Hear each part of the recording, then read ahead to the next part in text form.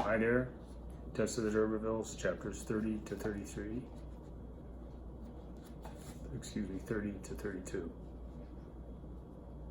It's twilight, the diminishing daylight, not the dying time of day. And they're riding along in the wagon with the milk.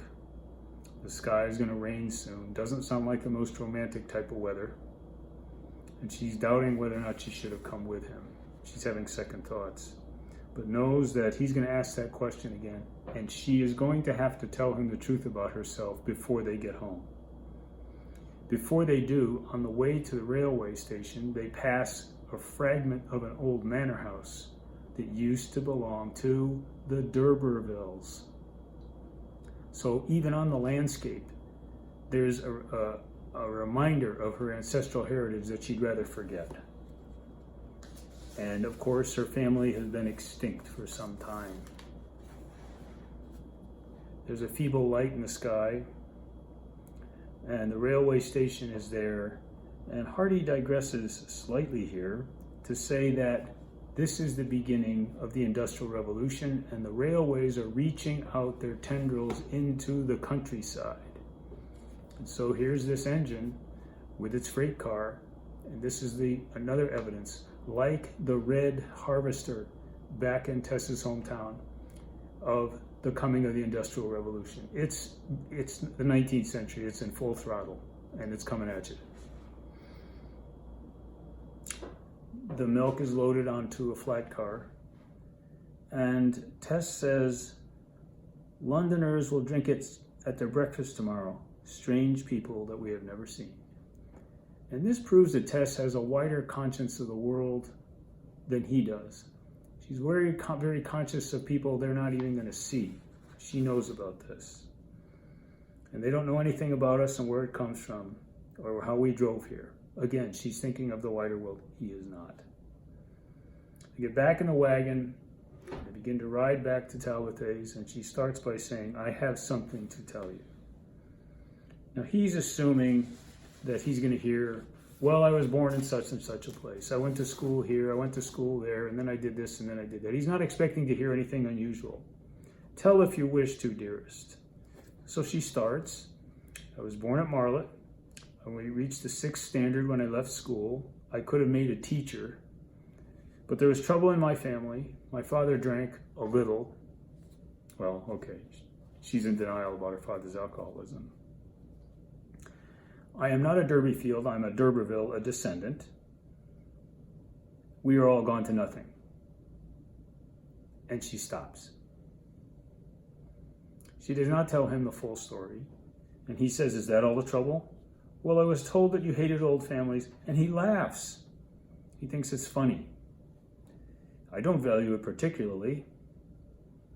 Okay, I wonder that I did not see the resemblance of your name to D'Urberville and trace the manifest corruption. And so she stops. Hardy writes, she had not told. At the last moment, her courage failed her. Do we blame her here for this? I don't know. She loves him, and she wants to hold on to him, and she wants to have him in her life, and feels that if she tells him, it'll ruin it, and so she falters. Is she lying? Well, no.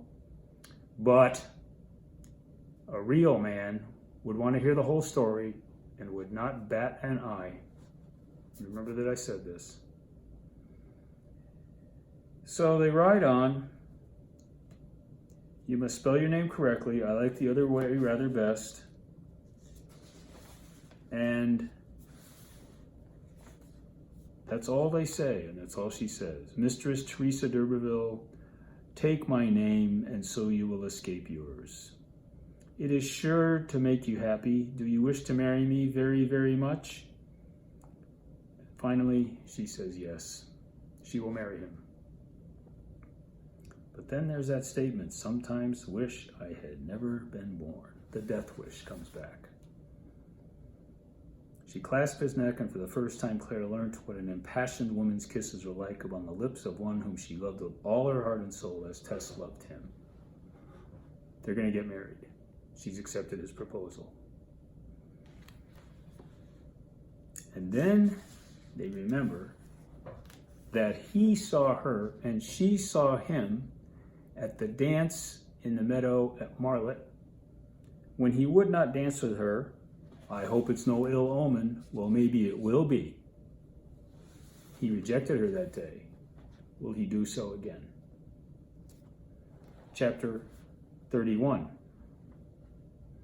Well, you got to get some advice from somewhere. And so she writes to her mother, Joan Durbeyfield, the same mother who did not tell her about men, the same mother who did not bother to raise her the way a mother should raise her daughter. And she's asking advice from her. Well, she has no one else to turn to. The question she's asking her mother is if she should tell Angel the whole truth, and her mother's answer, of course, is the worst advice she could give. Don't tell him anything. I'm not surprised. And Tess decides that this is what she's going to do. Her mother did not see life as Tess saw it. That haunting episode of bygone days was to her mother but a passing accident. A rape is a passing accident. It's a traumatic, violent, brutal event. And so Tess decides to be silent. She's calmer now. He was all that goodness could be in her eyes. And she's in love with him, and she dismisses the past. As one treads on a coal that is smoldering and dangerous. The past is still there, though. Shouldn't it be told about? His love, more especially inclined to the imaginative and the ethereal. Again, he does not see her as a human being. He sees her as some kind of goddess. And so now they're seeking each other's company, and they're spending time with each other. And they're showing a lot of comradeship out of doors. And she gets to march along with a man that she's won from all the others, and she can be proud of that. And he keeps his arm around her waist. If it should reach the ears of your friends at Emminster that you are walking about like this with me, a milkmaid. Notice how she views herself as just a milkmaid. So maybe her self-esteem is not so good. They might feel it a hurt to their dignity. But they're going to leave that part out. Oh, by the way, start making a list of people you want at your wedding or should expect to be at your wedding. Okay.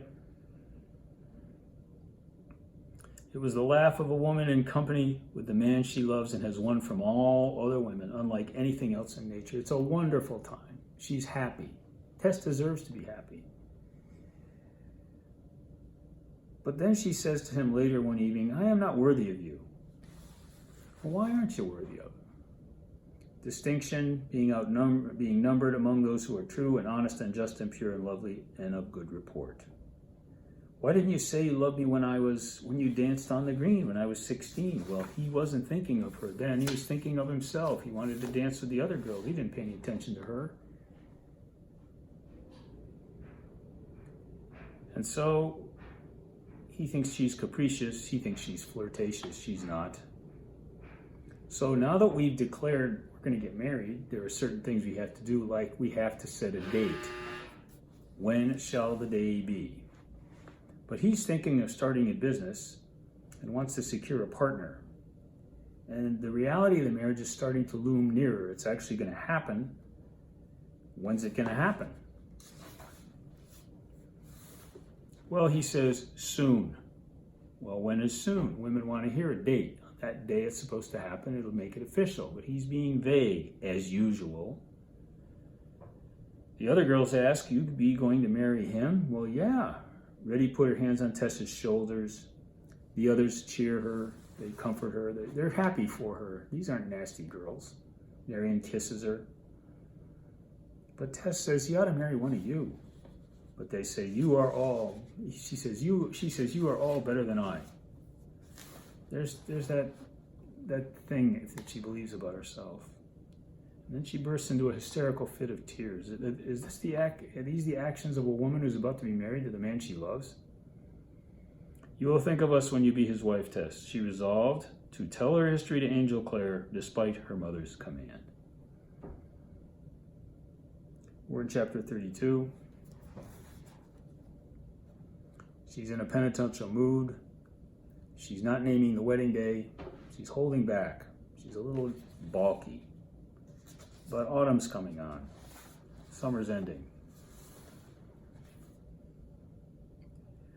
And he's not going to want that many hands on his farm, Dairyman Creek, during the fall and winter months. So Tess is going to lose her job. She's going to get laid off for a while.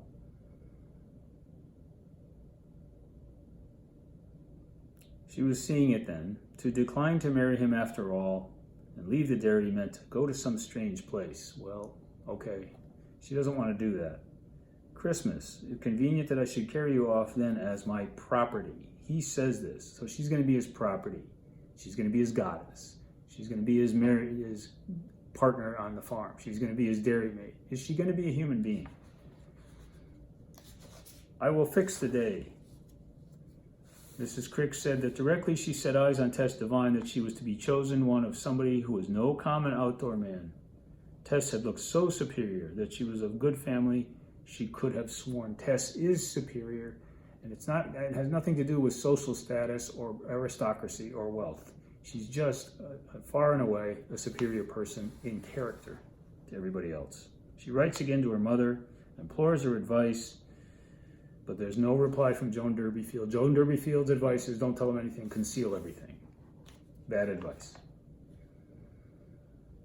It seems he loves her dearly,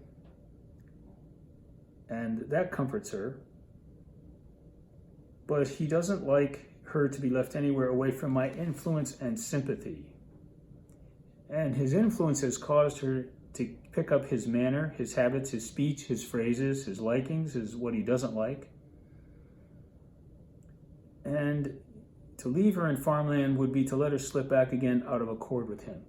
So now he's making her in his own image. Does this remind you of Mr. Rochester buying Jane Eyre trying to buy her all those clothes and all that jewelry, which she said, no, I'm not going to have that. But he's not going to change his intention. So he goes to check out a flour mill and he comes back. And finally the date is set. And it's an unusual wedding date. Now, the big thing, of course, when you get married is women want to be a June bride. Well, their wedding date is the 31st of December, New Year's Eve. It's a little unusual, okay, but at least we have a date. Then Is Hewitt comes back from church and says, the bands were not announced for your marriage. And custom has it that in the church, we announce the marriage is going to happen, and we announce it 3 times on 3 successive Sundays. And that makes it official. It's going to happen. Well, Is Hewitt says no bands were announced, and Tess is a little troubled. And so she turns to him and says, what happened? And of course, again, well, Angel decided not to do it because he likes to rebel. And he just did it for the sake of rebellion. So he's going to do it his way, not the usual way. Okay, there it is again in him. Is he marrying Tess as an act of rebellion? I don't know. But he comforts her. And then there's a saying in the end of chapter 32, that never would become that wife that once had done amiss. That never would become that wife that once had done amiss. It's haunting her. She made a mistake, and she's never going to be a good wife or a wife. Again, she did not make a mistake. It is not her fault, but she believes she is a figure of guilt, and she's concealing something. The next assignment, chapters 33 to 36.